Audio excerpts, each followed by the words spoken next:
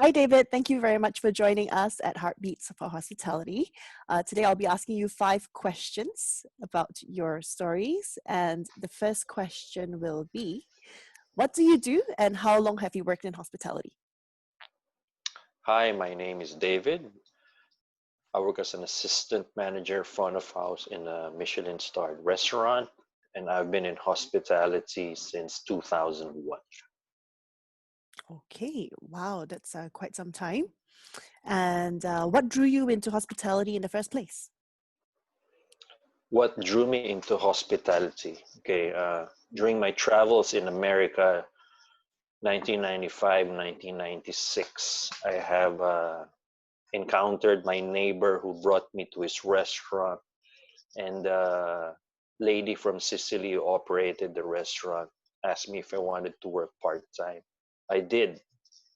So I started working as a busboy, and in about 6 months' time, I became a supervisor. But it was all under the table payment, and I enjoyed it. And then after that, I ventured into other things and formally started my training in hospitality in 2001, but first as a chef. Okay. So, what element of the job actually attracted you to stay on from busboy to a supervisor and then to becoming a chef? What was it about hospitality that actually pushed you to carry on in this career? I would say that I'm a people person. Okay, it's interaction with people. I love talking to people. So basically, the Sicilian lady said, "It looks like you're not having any difficulty doing this. You like talking to people." And the first thing that she gave me was when she said, I'm now promoting you from busboy to waiter, but only to the tables that I assign you to." So Oh, here I am, 24 years old, and trying to practice my English. So she gave me one table. The guy ordered coffee. Actually, the guy is a regular. And she said, I want you to serve him and just talk to him. He said it may not be about the food, it could be something about trivial matters, which is very important. Guy ordered the coffee. I spoke with him. I got his name, started to know what business he's operating, and then at the end, so his bill was 350, coffee and biscotti and something. This was way back in 96. The tip was $10. Yeah. that's quite I had interesting. I had some sales experience prior to working in hospital, prior to traveling in America. I had some Mm. sales experience, so I guess that's one of the contributing factors. But it's the love for having a conversation, meeting new people, and then when they're happy and when they have a smile after the that moment, it's very important. Mhm. It's very fulfilling when you feel it, when things like these happen. These are the positive aspects of the journey. It's like how to talk to people 101, huh? I love that. Exactly, yeah. And then one night my brother was invited to a dinner. So it's a sit down dinner with a degustation, and there was a chef. The chef asked me, "Hey David, how come you've been asking a lot of questions about the food? Are you interested in learning?" I said, "Please continue." Guy said, "We have a cooking school, and we're now entering batch 7 of our cooking students. Would you like to join us as a student and study?" This is in the Philippines. I said yes. I graduated 2001 from the school. I became an understudy by the chef, and I work in the school as a assistant for the instructors and partially teaching some small classes Mm. eventually, and then I left them around 2005. Great.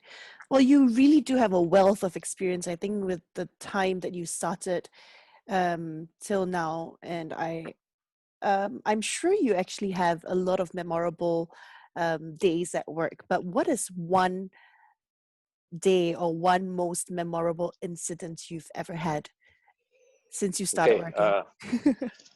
I transitioned from being a chef to front of house 2012. I Hmm. got a position as an ops manager in a nice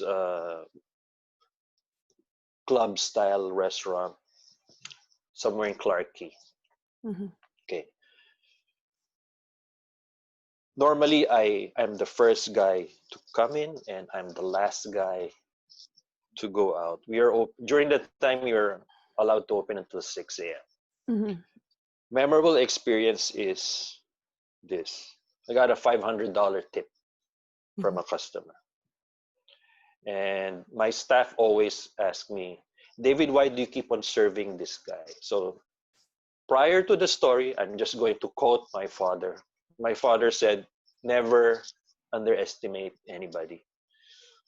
A man looking as an ordinary or a poor man can have a lot of wealth. So just never underestimate anybody, not because how they look. Hmm. Going back to the situation, to the experience, I normally serve this guy in the restaurant because he'll ask for a table outside to sit down there, and I will ask him, do you just want your regular? He will just drink a particular type of beer until he's about 17 glasses, and then he'll call it the night. He's just wearing shorts and maybe some flip-flops, a regular white t-shirt, and a small bag. And my staff always ask, I send them home. I'll serve him. The restaurant is already closed. I just haven't closed the cashier yet because I'm waiting for him to pay. So he's there drinking, and then he'll say, David, thank you. I'm on my way. So most of the time, he's been giving me fat tips. His bill will be a few $100s, and then he'll bring out uh, like a stack of money. Here's for you.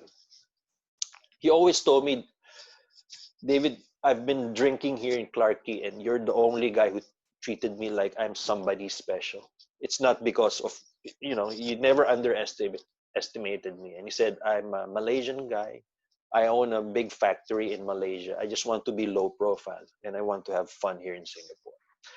Staff asked me why I keep on serving the guy, and I showed them $500, you know, and they said, what? Yeah, I said, you guys never paid any attention. I asked all of my staff, what was the biggest tip you got in your entire life? One guy said, I got $20. I said, you got $20. How much was the bill for the table? $1,000. I said, thank you very much. Good for you. I said, that guy paid exactly $275 for his beer, and he gave me $500. From now on, I'll ask one of you to look after him, and whatever tip he gives, we share it amongst ourselves. Meaning we share it with the tip box.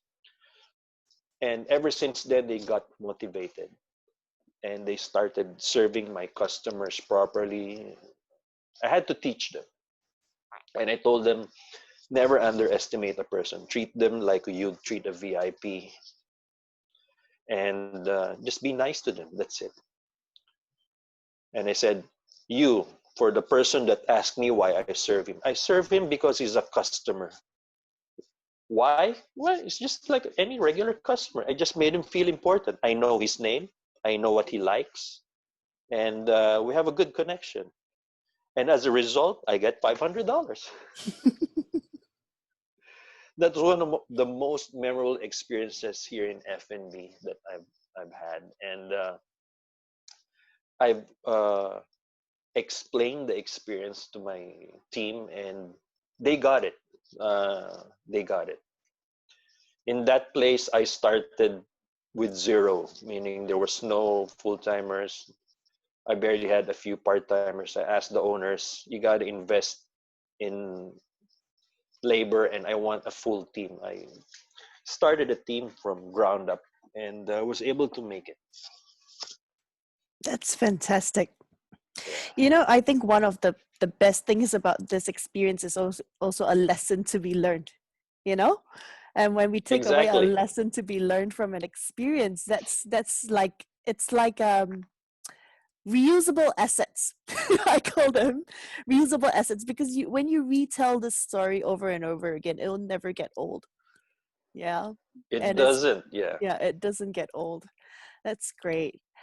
Okay. I have the next question. Actually, it's the fourth question now for you. I would like to know, with your wealth of experience with hospitality, what is one thing that you want to keep in this industry, and one thing that you wish there would be a change in the future in our industry? One thing to keep. Okay, very simple. It's the passion for the industry. I like what I'm doing. I like associating, like talking to people. I like being of service. That's very important. And I'm happy with it, especially during service time. Yeah. During the lockdown, we tried to do as much service as we could, most of them through calls. Some Yep. are walk-ins, some are picking up, but we are hungry for this. Like the rest of the staff said, when will we start serving people? I said, the day will come, but until that day comes, we do what we're doing right now. We just give good service. We do follow-ups for all. Exactly. Most of Yep. them through calls. Yeah. It's what's happening, so we got to stick with it. So now we're on phase two and we're now serving again. Okay. So it's the passion, meaning I'm happy and happy with what I'm doing. Okay. And what about one thing that you would like to see changes in the future as an industry? Uh, Changes in the future. Okay. One of the underestimated uh, industries when it comes to career wise and compensation is this industry. It can be a more rewarding industry. I wish that there was a little bit more governance when it comes to how things are. I wish that uh, there could be more life work balance in our industry. Uh, Treat your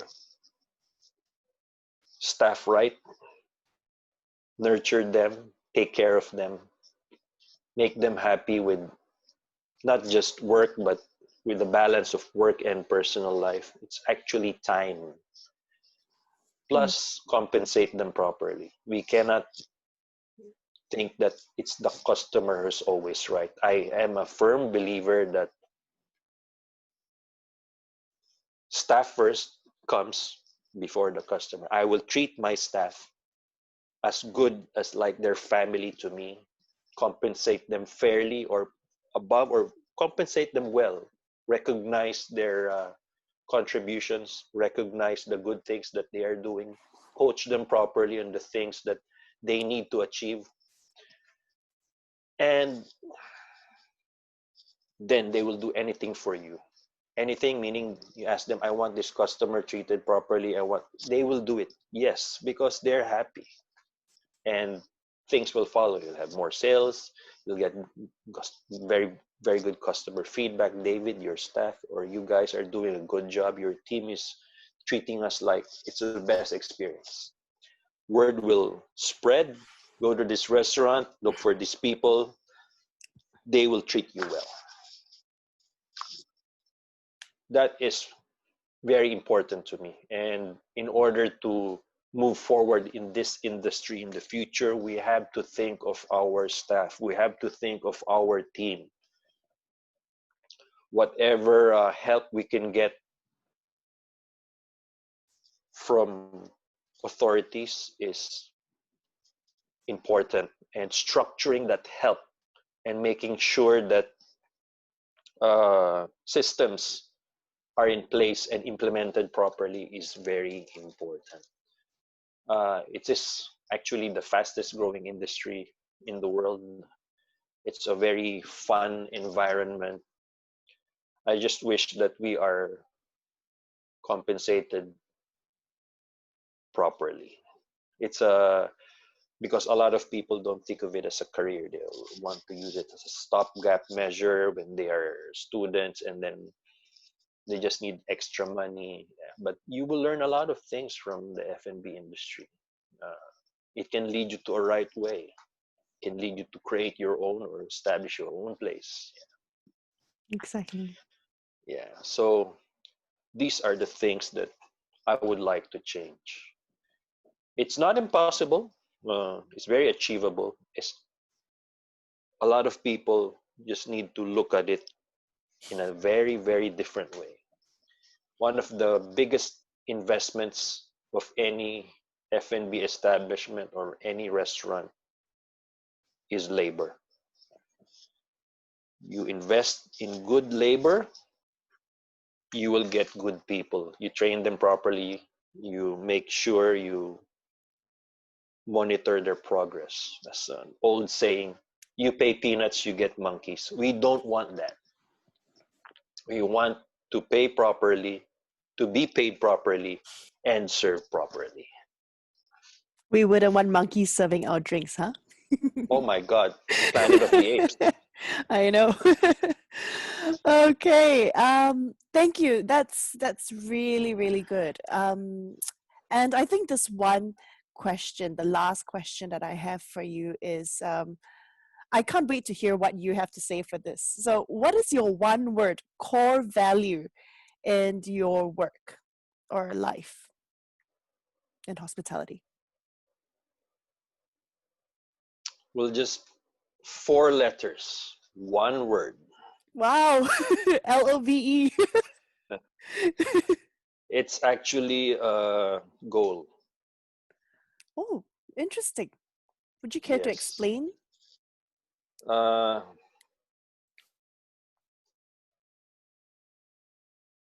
when you don't have a plan, the goal is just a wish. When you have, when you sit down and take time to set your goals and implement a plan, it's achievable. So basically, it's having a goal. Next to that is having a plan. It's very important. No matter how much simple the industry, the setup is, a hawker center, a Michelin starred restaurant, 10-seater, 100-seating restaurant, you have to have a goal. What do you want to achieve? What do you want not to happen? Of course, you put systems into place, you plan. Time frames are very important. At this stage, the staff must have learned this. At this stage, the staff must have learned that. Feedback is very important between staff and subordinates and upper management. Management, on the other hand, should also be receptive to feedback because they're the ones leading their staff, and sometimes there are things that they overlook. We cannot be very emotional when feedback is being given to us. Yeah, we have to take it in an objective way. It's very important. And when we're giving feedback to our subordinates, it's always good to tell them or lay down the good things first. That's what I would do. I'll tell them first the good aspects and then the things that they would need to improve on. We always we don't tackle their personality. Now, on the other hand, so working in the hospitality industry, let's just be very realistic about it. Okay. At one point, I asked my staff, "You spend more time with me than your family. You're here how many hours? You're here most of the day."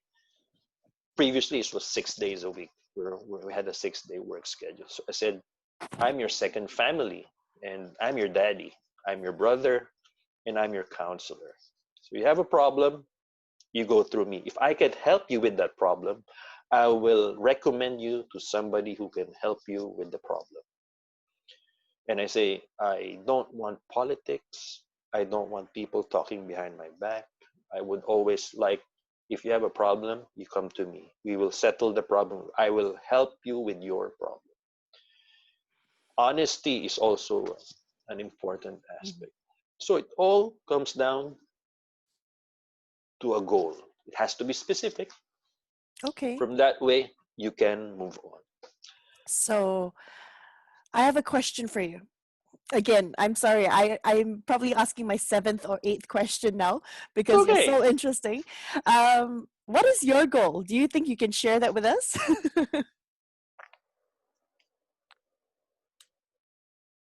One of my goals is to have a farm. Oh, wow. Okay. So I'm saving what I could save, but I would like to have a farm. That's I would great. like to have a farm wherein the produce is the thing that I would eat. I would like an off the specifically it's an off the grid self-sustaining farm. Wonderful. I've had enough of dwelling or living in the city.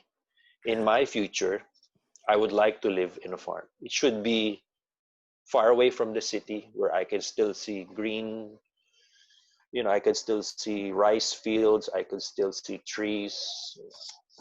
That's what I would like. That's it. It's a very simple goal. I don't want a big farm. It's just a small patch of land. Okay. Well, David, you know what? Thank you so much for joining us on Heartbeats today. I think your story is really exciting, and I think we will hear from you more definitely in the future as well. Thank you so much for joining us. Uh, Any Parting last words, words? Parting words? of course. Parting words. Okay. One is we serve people, but we are not their servants. It's a big difference. Oh, Number completely. two, okay, will be money is a result of service well rendered. Two very important parting thoughts. And have fun and have a nice service. Thank you so Thank you. much. Thank you, thank you, thank you.